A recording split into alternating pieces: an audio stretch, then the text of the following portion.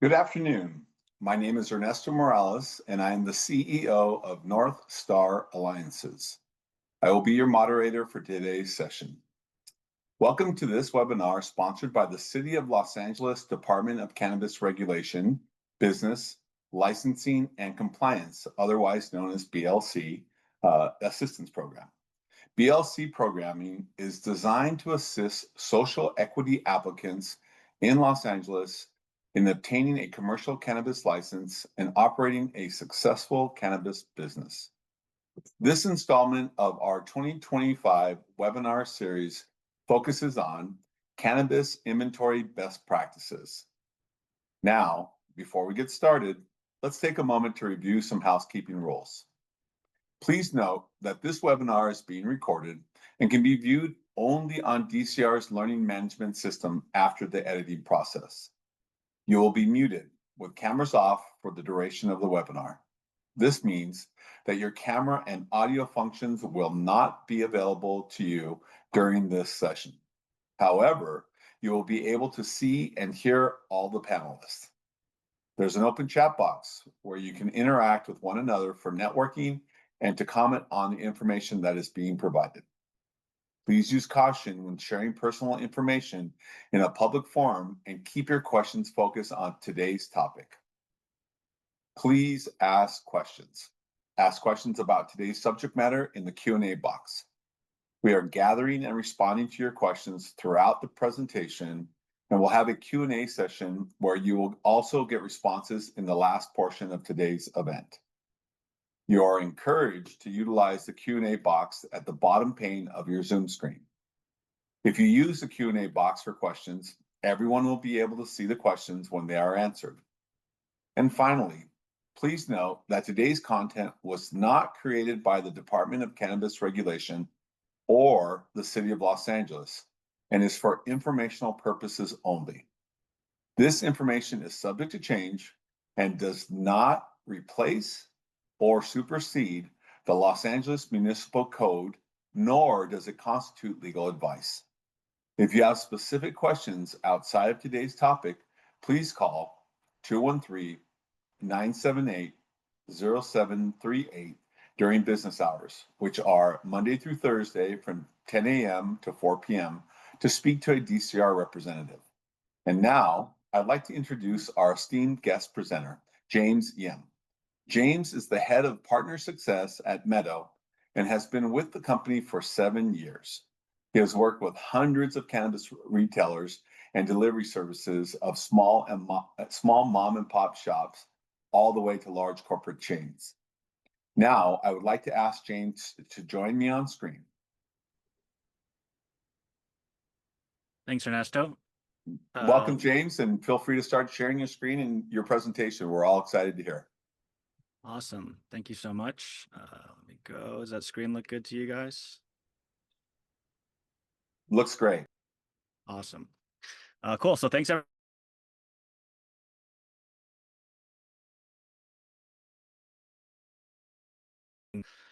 Before that, I also have a bit of experience working in the unregulated cannabis market. So I've kind of seen the shifts of the industry, and it's definitely been some big changes over those years. Everyone seems to be really focused on sales, marketing, customers when opening their businesses, which, don't get me wrong, are really important. But without strong inventory management, it's really going to be difficult to run a successful business. So why is inventory management so important? First of all, it ensures compliance with the regulations, so you don't want to lose your license. If you haven't already, DCC regulations are available on the DCC website. If you do a quick Google search for California cannabis regulations or DCC regulations, you can easily find it. It's a 254-page PDF document, which is a bit overwhelming, but the beauty is it is searchable. So if you open up that document, if you're a licensee, I definitely recommend saving that document. Control F is your friend. So on a computer, in most programs, if you hit Control or Command F, it brings up a search bar, allows you to find things. So you can search for things like inventory, retail, delivery, if there's anything that you want to look further into. Those 254 pages contain not only retail regulations, but also some stuff on manufacturing, cultivation, and distro. So if you're a retailer, you don't necessarily need to go through every single page, but definitely would focus on the retail specific sections. The table of contents is also great.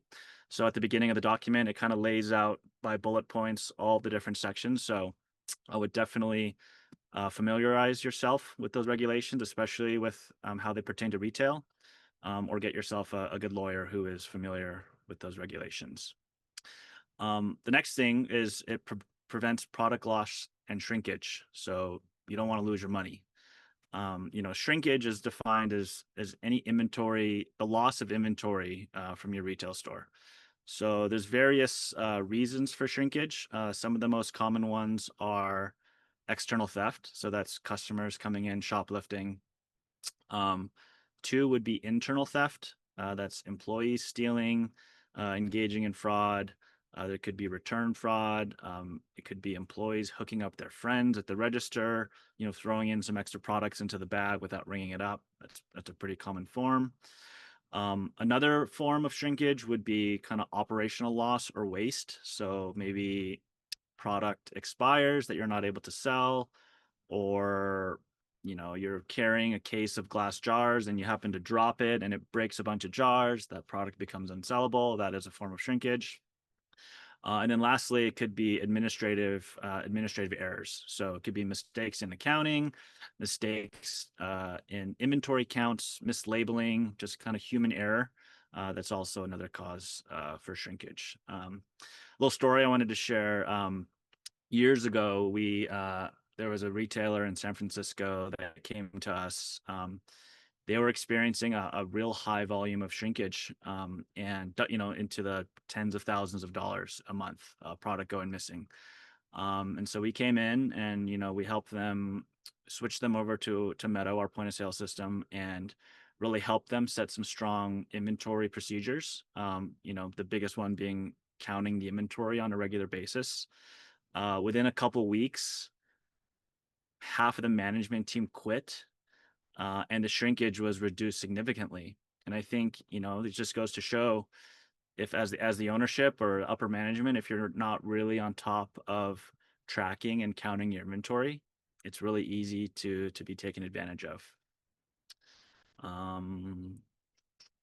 Okay, going on. So with good inventory management, it also maintains product freshness and quality. So I like to think about milk.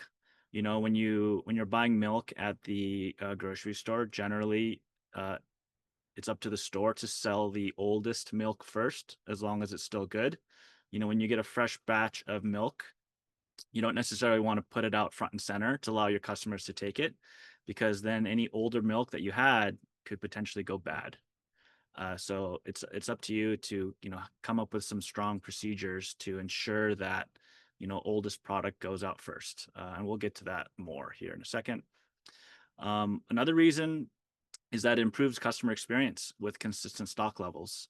One common problem that we see is shops who do not have accurate inventory.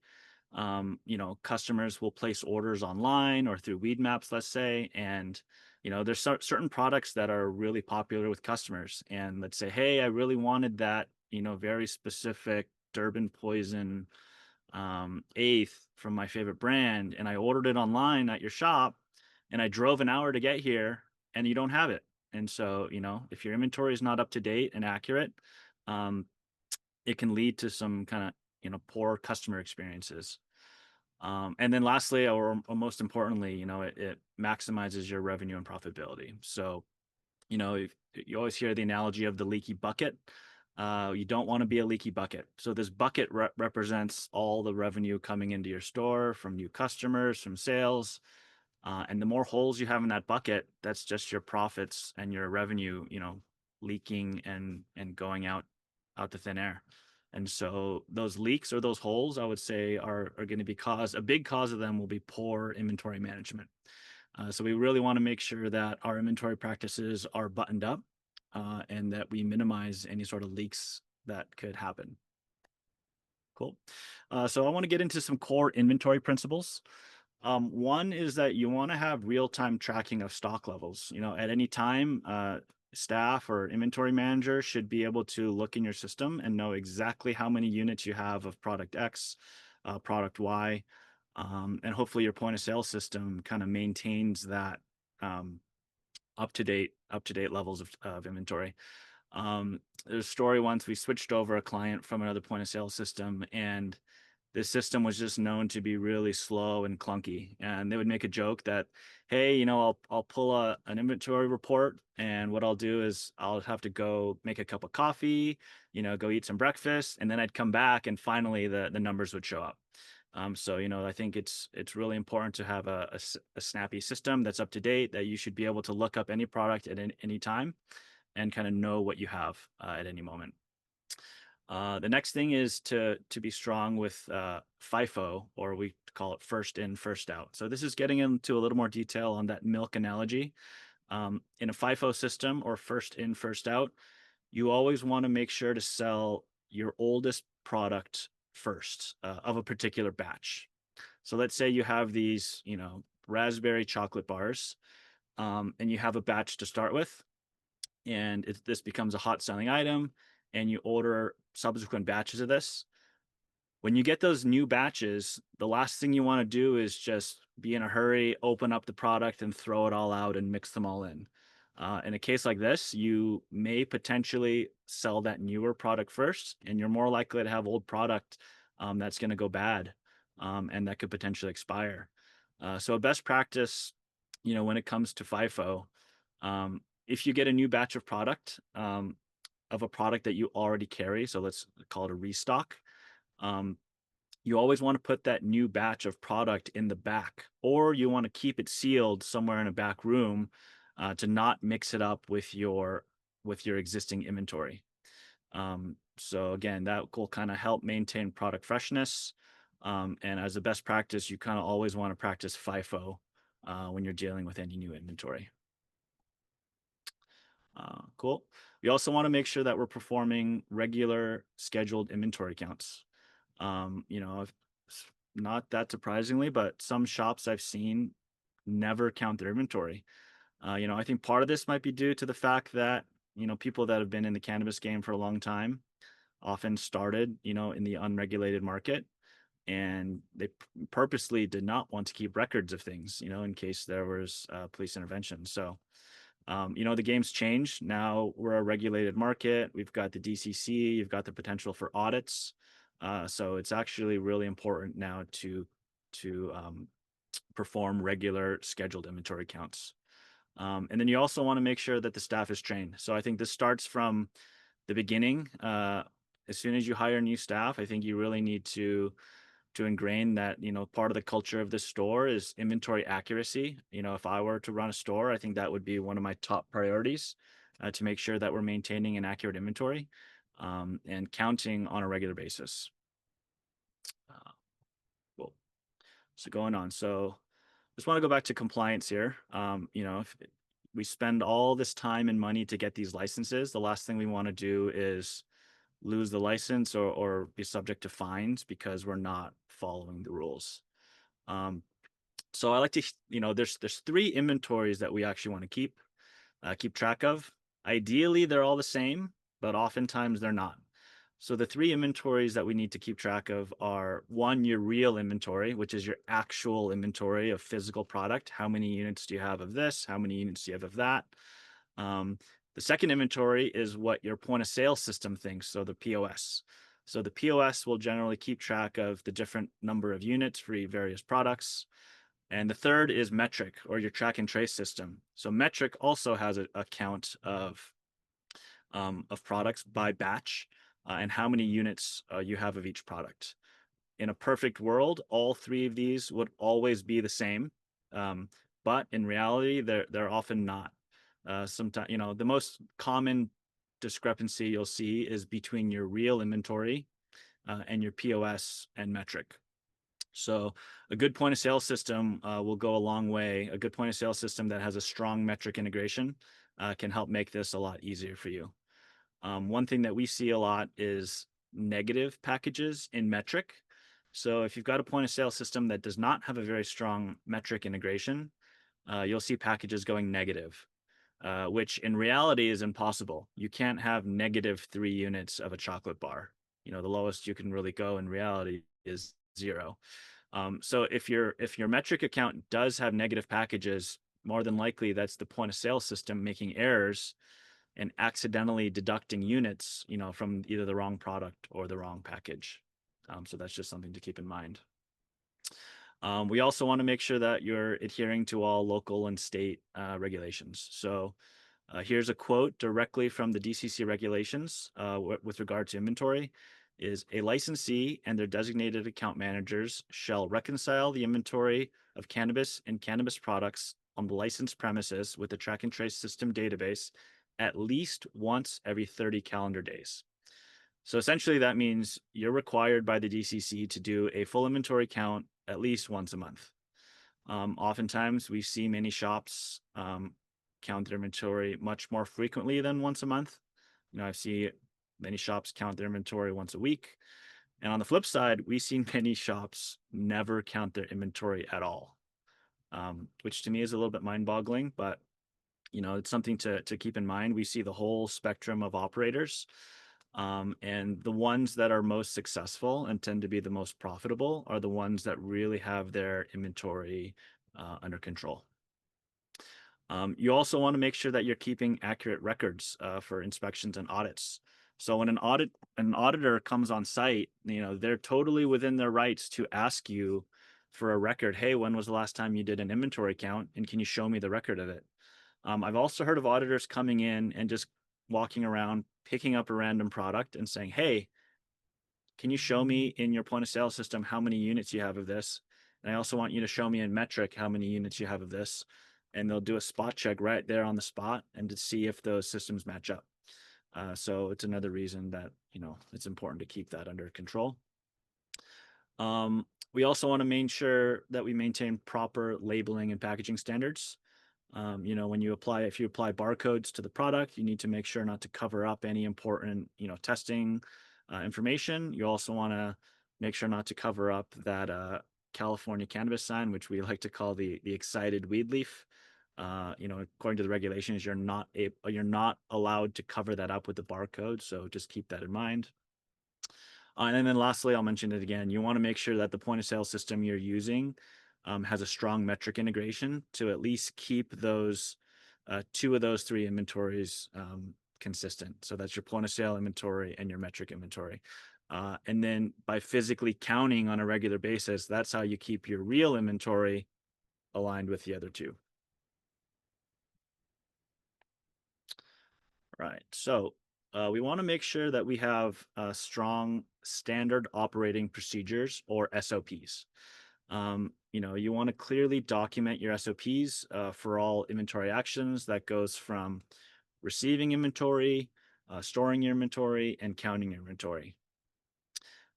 So when you receive your inventory, it's important to really confirm and verify product as it's coming in from your distributor. Oftentimes we see shops, they're so in such a hurry that they'll just, product comes in, they just trust the distributor. Yeah, that looks close enough. And they go ahead and click receive and metric, which then basically puts the responsibility on the retailer. But we often see cases where the wrong product gets shipped or the wrong quantities get entered. So it's really the best practice to count every product, make sure you have the correct number of units, and make sure you have the correct products. So you should be looking at your metric transfer. You should be looking at your invoice from the distributor. And sorry, I just want to make sure if you're not familiar with metric, that is the track and trace system in California. So every licensee is responsible to report their sales and inventory activity to metric. Some shops will do it manually. Most shops will do this through their point of sale system that's integrated and will kind of send the data automatically for you.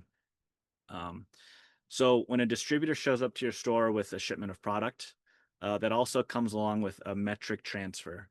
So in the metric system, they're basically telling the state, hey, I'm bringing these 10 cases of product over to retailer X. Distributor shows up. Once you verify all that product, the retailer would then receive that transfer in metric. And what that does is that transfers the chain of custody over to the retailer. So the moment that you click receive in metric, whatever was on that metric transfer now becomes your responsibility. So if the metric transfer says you're getting 100 units, but they actually only brought 10 units and they made a mistake, if you go ahead and click receive without verifying that, the state now thinks you have 100 units when you actually have 10. So essentially there's 90 units missing. So that's why it's really important to make sure to understand that and to verify. It's unfortunate, but mistakes happen all the time. Um, both at retailers and distributors. So it's good just to double check. And they say haste makes waste. So I would say this is a really important time to take your time, make sure everything's accurate before receiving in metric and kind of taking on that responsibility. Cool. So we also want to make sure, staff training is important to ensure consistency. So I think right from the get-go, when you hire a new employee, you want to make sure that they understand these procedures that you have. So clearly document those SOPs or standard operating procedures. Make sure they're, I would say, print them out, post them up in the inventory room, in your receiving room, wherever it's relevant. Make sure they're up and make sure that, all your staff knows how to do these things. Another good SOP is to utilize barcode scanning wherever you can. I know in many point of sale systems, you have the ability to just type in and search product by hand. That's also, opens you up to human error. So wherever you can utilize barcode scanning, where you just scan the unit and, the system knows what product you're selling. And hopefully it knows what metric package you're selling from. Because metric is a package based system. It does batch tracking. So when you receive one batch of raspberry chocolate bars, let's call that batch A. The next time you receive those chocolate bars, it's going to be batch B. It's going to be a different batch number. And so you really want to know each time you sell a unit of product, not only what product are you selling, but what batch are you selling from. Yep. And then you also want to make sure that you're assigning clear accountability for your accounts. So, let's say you have 4 different shelves, you can assign a different employee to count each shelf. I would also make sure, that you're spot checking or at least verifying some of those counts. So, to make sure that they're accurate. Right. So it is important to perform regular cycle counts. Like I said, in the regulations, it's required to count at least once every 30 days. We often see shops who count more often than that. So what is a cycle count? A cycle count is physically counting your inventory to reconcile your inventory records or to make sure that your inventory records are accurate. I wanted to share a couple ways that are a little bit less ideal or how not to count your inventory. And 2 of those ways are showing the counters the expected products and the expected quantities. The problem with showing expected quantities are, let's say you're counting those raspberry chocolate bars and I have the sheet of paper in front of me and it says, hey, there should be 10 chocolate bars. And I go and count the bars and I actually count 11 chocolate bars. That's a perfect opportunity for that employee to just slip that bar into their pocket and say, hey, no one's going to notice. There was supposed to be 10, even though there was 11. And the other problem is to give a list of expected products. The problem with that is if you're just going down a list of expected products, if there happens to be inventory there which is not on that list, then that product would just not get counted at all. So a common example is, hey, let's say, hey, we thought our system thought that we were sold out of raspberry chocolate bars, so we're expecting there to be 0. But let's say there actually happened to be 3 units remaining because an employee accidentally sold the raspberry chocolate bar as a cherry chocolate bar, and so you actually had 3 units. If you have an expected list of products, those 3 units would never get counted and they would basically just sit there indefinitely. So the most accurate way that you can count your inventory is completely blind. And so if you see the image here, there's section 1, section 2, section 3. Let's just imagine this is all the inventory in the entire store.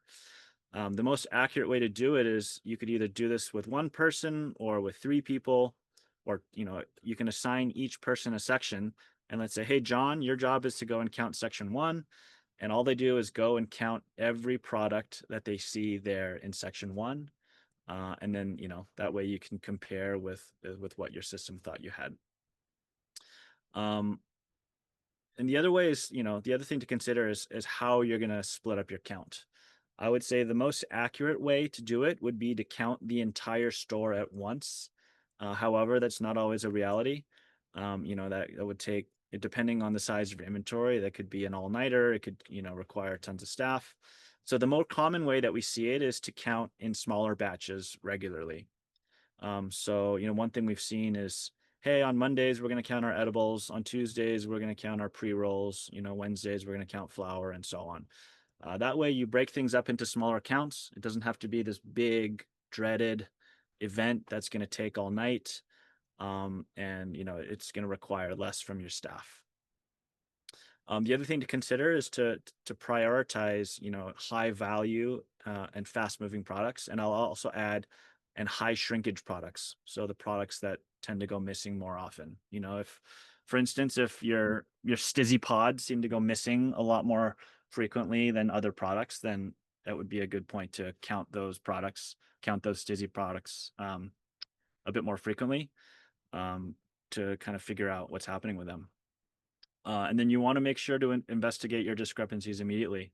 So as another example, you realize, hey, our stizzy pods seem to be going missing way more often than all of our other products.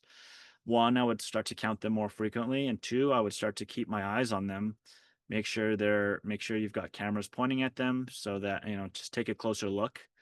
Your staff doesn't necessarily have to know the results of your count. You can kind of keep that to the management. So, you don't necessarily have to tell everybody in the shop, hey, these stizzy pods seem to be going missing more often. You can kind of, as a manager, keep that to yourself and just kind of, have an investigation and keep your eyes on it. And maybe you'll see that its customers tend to steal those products. Maybe you'll see its employees seem to be pocketing those products. But you definitely want to be looking into these discrepancies as soon as you discover them. Cool. Let's get into some loss prevention strategies here. So when it comes to loss prevention, inventory is probably the biggest piece of it. So we want to make sure to restrict access to inventory rooms. If you have a back vault that contains a lot of your back stock, you can make sure only certain employees get access to that room. There's also different layouts you can have with your store and your inventory. And there's a whole spectrum of inventory control versus convenience. So on one end of the spectrum, I would say we've got what we call the grocery store model, where all of your inventory is just out on the sales floor. Any person who walks in can kind of touch the product, see all the units out there, just like in a grocery store, and pick the products they want, put it in a basket, and take it up to the register to check out. So this would be, I would say, the most convenient for the customer, but also exposes you to the most risk because so many different hands are on that inventory.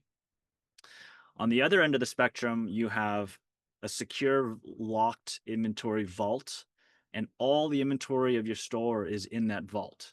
So the only thing on your sales floor are essentially displays. And we call, some people call this the Apple Store model, where you can help the customer on the store determine what products they want. You can essentially create an order for them, and then it would send a ticket to the inventory room. And there's like an inventory specialist in that room who sees a packing receipt and says, oh, hey, John Smith, he's got a pre-roll and an eighth and a cookie. I'll put those 3 units in a bag, and I'll hand that bag out a window or out of the inventory room. And this what I would call the most secure way of your inventory, because it really who has access to the product. But the drawback is it takes a little bit long. Owner, first of all, how much space you have, what kind of flow you want to have with your customers. But I would say if you start to notice that you have a really high level of shrinkage, meaning lots of product is going missing, that's a good sign that you might want to start shifting things over to a more lockdown inventory. One kind of flow that you'll have that's kind of in the middle is all product is out on the sales floor, but it's behind the counter. So only your staff can touch the product. It's not out on the floor where everybody can touch it. So again, there's a whole spectrum of different layouts here.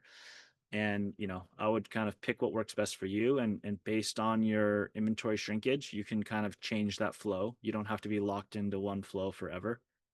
Um, but it's just good to keep that in mind. Another really important loss prevention strategy is a good camera system. You want to make sure you've got eyes on all your inventory rooms, any entries and exits into the store.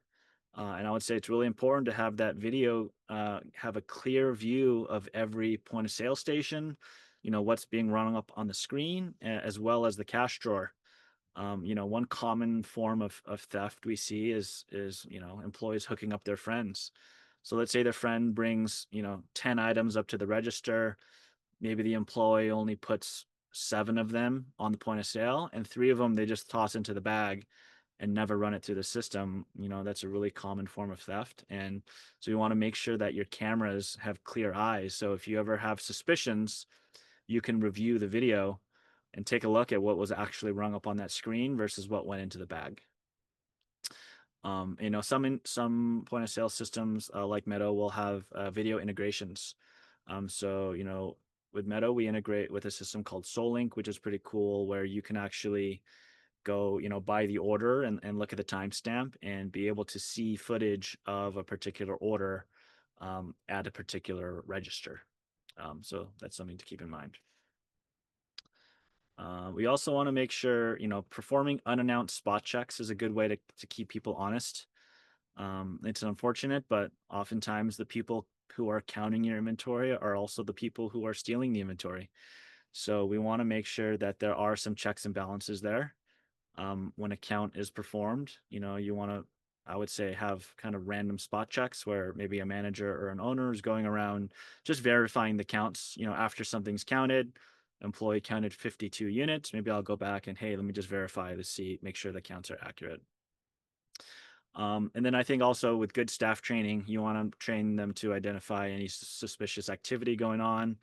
Let's say, things like customers wandering aimlessly around the store, customers who avoid eye contact, people with bags. A lot of shops even have no bag policies, which I think makes total sense.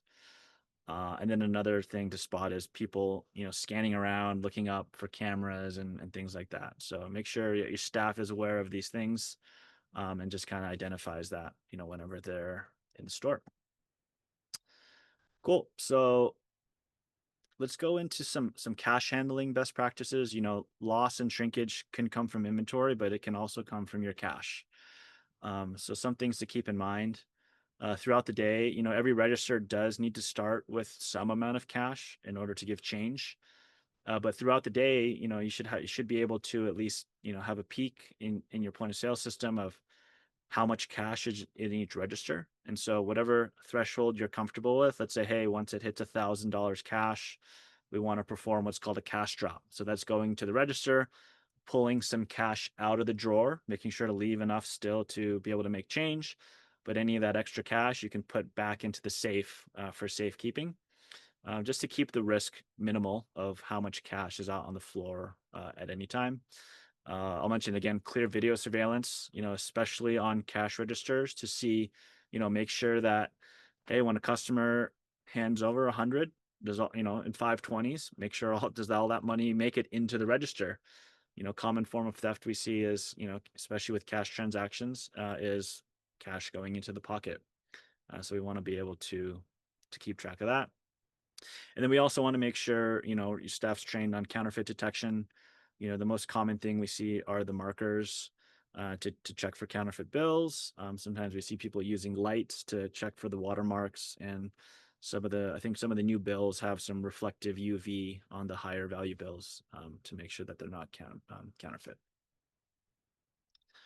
All right, moving on. So staff training and accountability are big. So again, I think right from the get-go, whenever you get new employees, I would make it clear kind of the culture of the store, and part of the values that you guys are working with are high inventory accuracy. It's going to be really difficult to maintain a successful business if you don't have a high level of inventory accuracy.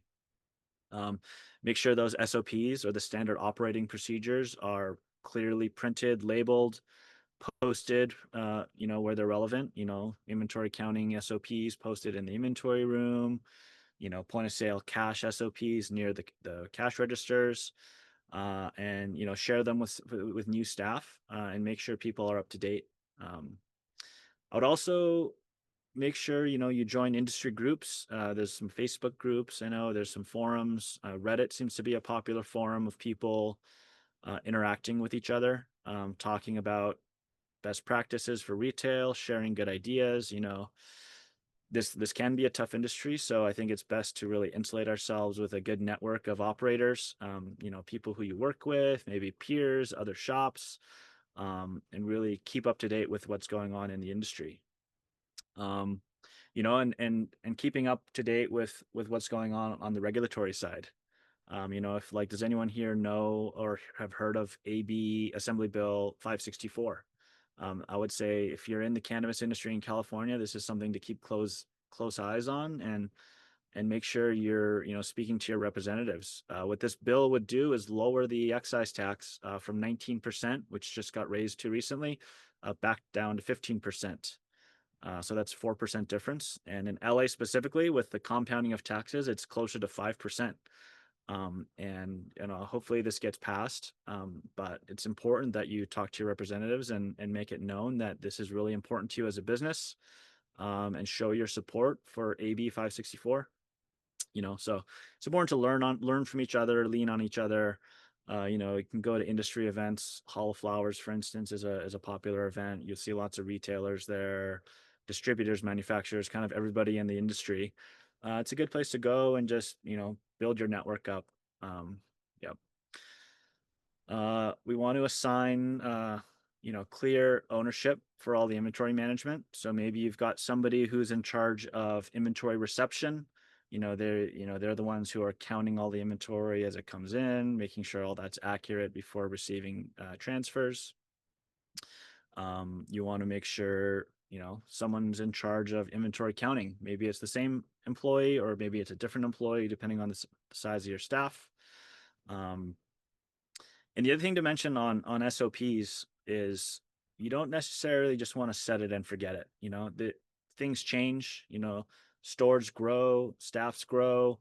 The standard operating procedures that you set when your shop first opens might not be the same a year from now. Things change. If you become a higher volume shop, there may be other things that you need to look out for from when you're a bit slower when you first opened. So it's a good idea to always revisit your SOPs, let's say once every 6 months to a year.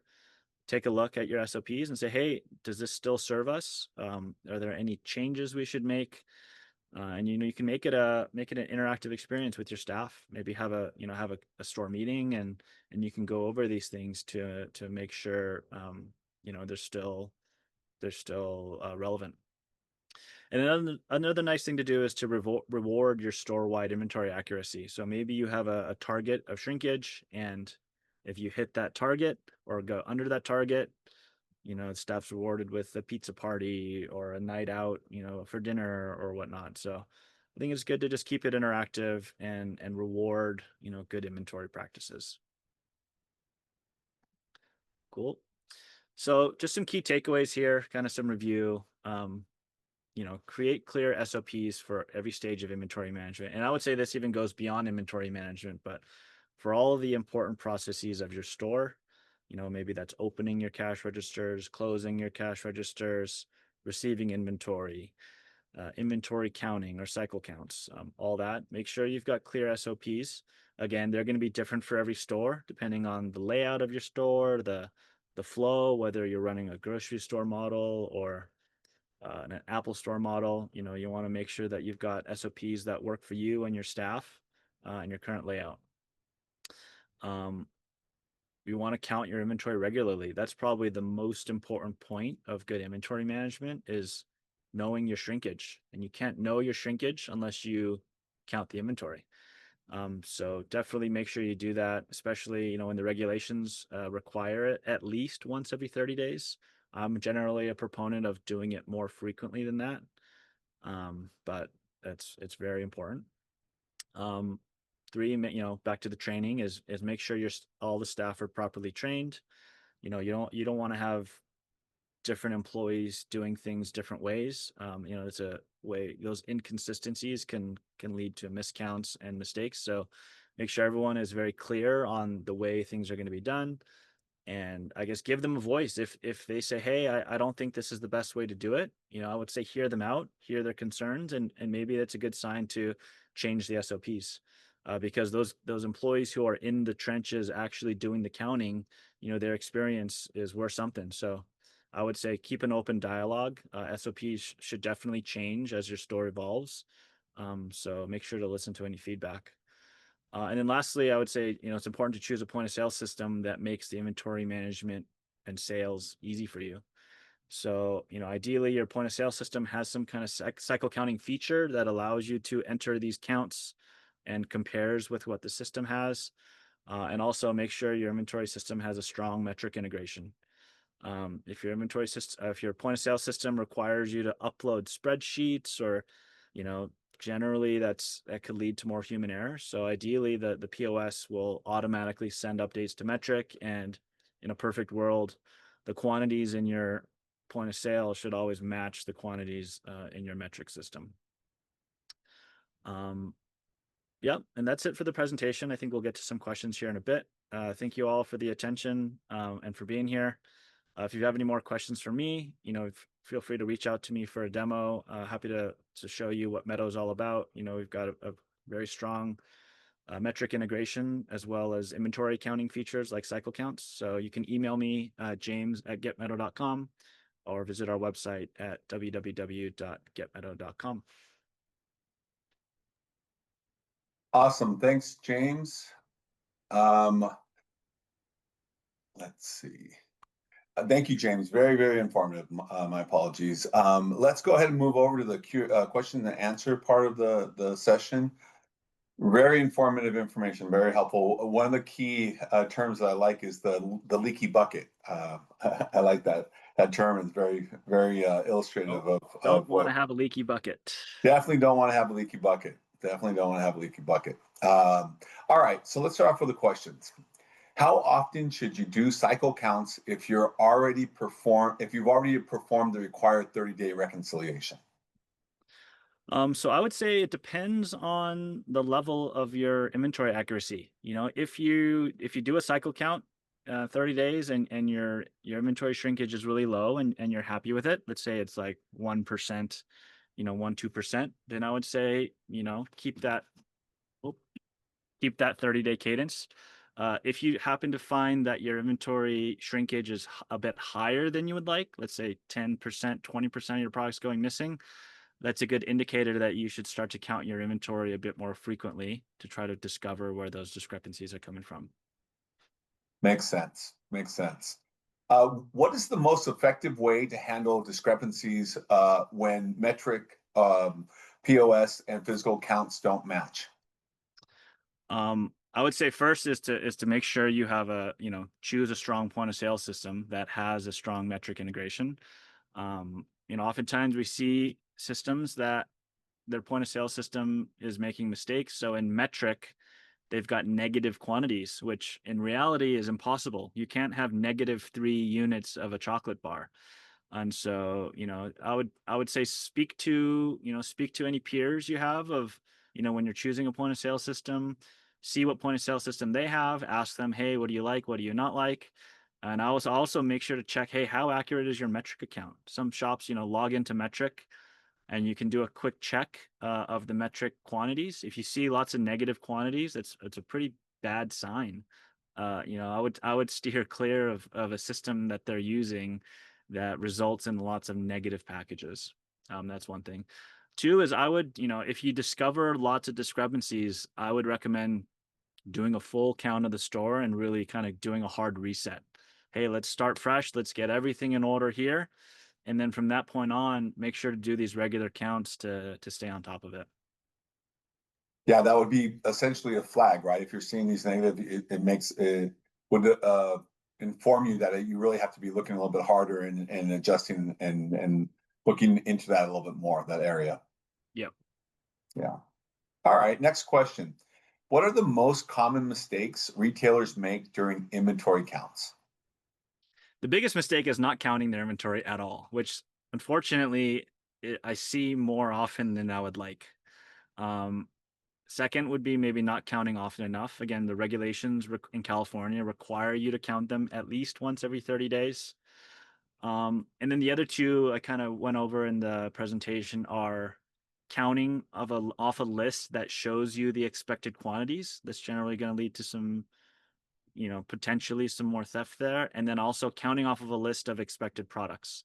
The most accurate way to count your inventory is to be truly blind, to not know what to expect, and to go in and do counts and have your system check on it. Yeah, it makes perfect sense. Next question. What are specific loss prevention strategies have you seen that work best in the cannabis retail space? The most successful, I would say the tightest inventory control that I've seen, and I kind of mentioned it earlier as far as the spectrum from grocery store model, which is all product is accessible to everybody. I'd say in the middle, I'll call the pharmacy model where product is behind the counter and staff can access it.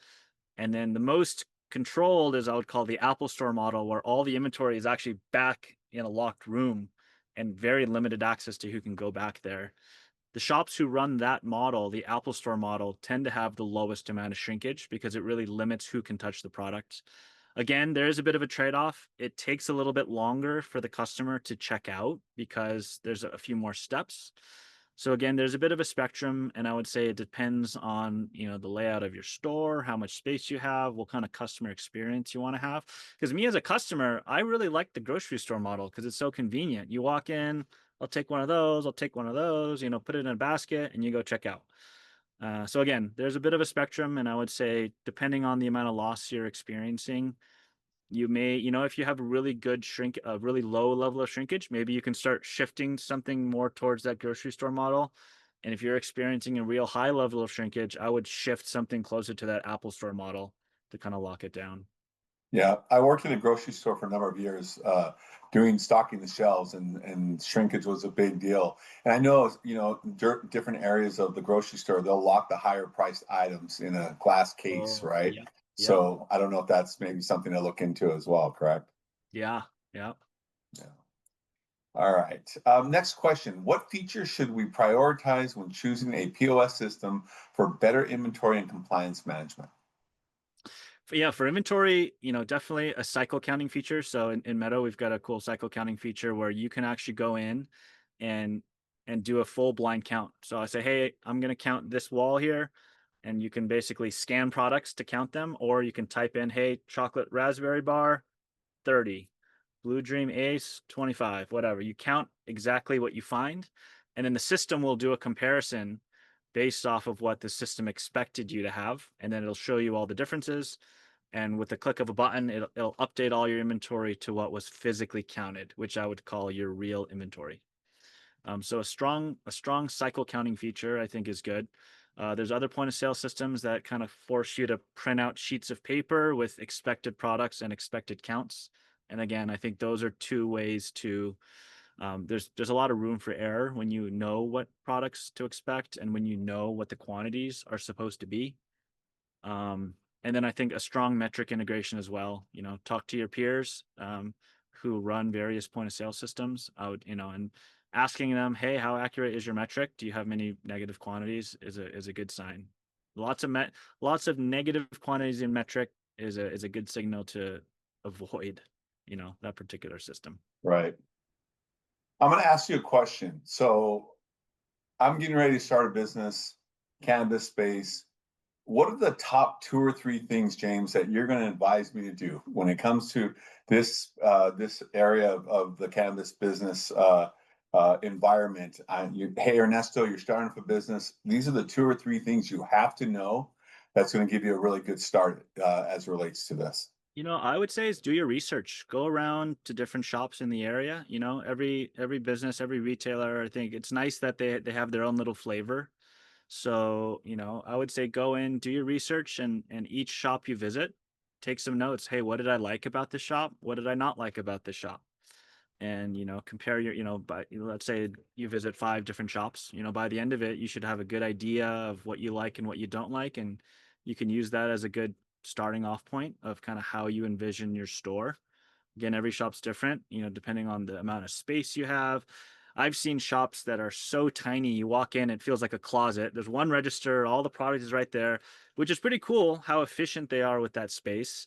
And then you see these other shops that are 20,000 foot, humongous sales floor. You can walk around and see, it's pretty cool. I mean, some shops, are micro businesses, and they even have the grow is next door, and there's a big glass window where you can see the plants being grown, and you can see the flowers right there as well, which I think is also cool. So depending on the amount of space you're able to secure, I'd say the biggest thing is, yeah, go do some research, figure out what you like, what you don't like, and kind of make it your own. Awesome. I can tell you're not passionate about this at all, James, when you talk. Well, I want to say thank you again to our presenter, James Yim. It's a wealth of information, so helpful, really important information to have as you are venturing into the space or even more established in the space to be able to be compliant and just be smarter in the business space. Thank you again, James. And thank you to everyone for attending this informative webinar that was offered by the City of Los Angeles Department of Cannabis Regulation. This webinar recording will be found on DCR's Learning Management System.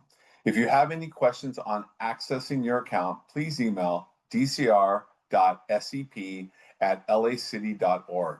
Thank you again for joining us and have a great day.